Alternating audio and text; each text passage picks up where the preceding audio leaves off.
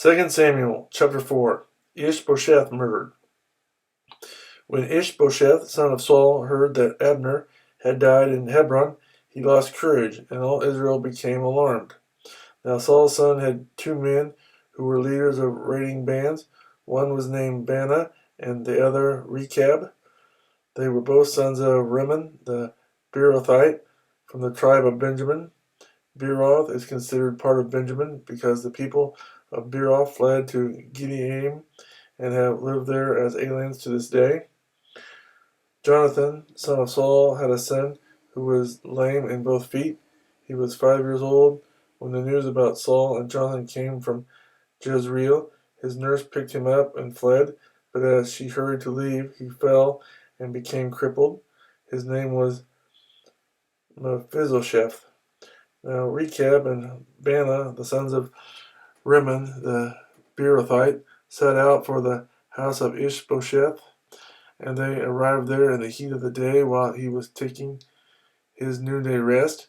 They went into the inner part of the house as if to get some wheat, and they stabbed him in the stomach.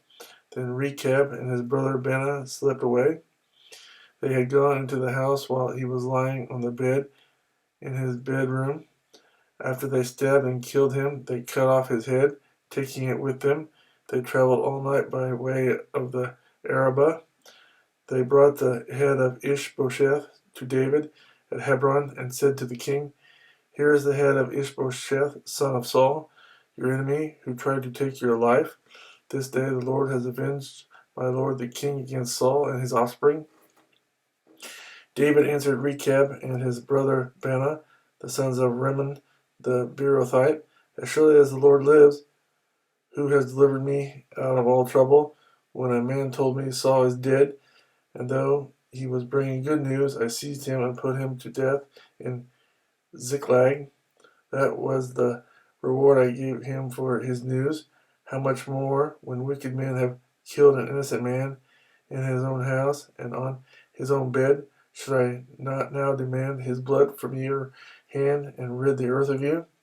So David gave an order to his men, and they killed them. They cut off their hands and feet and hung the bodies by the pool in Hebron. But they took the head of Ish-Bosheth and buried it in Abner's tomb at Hebron.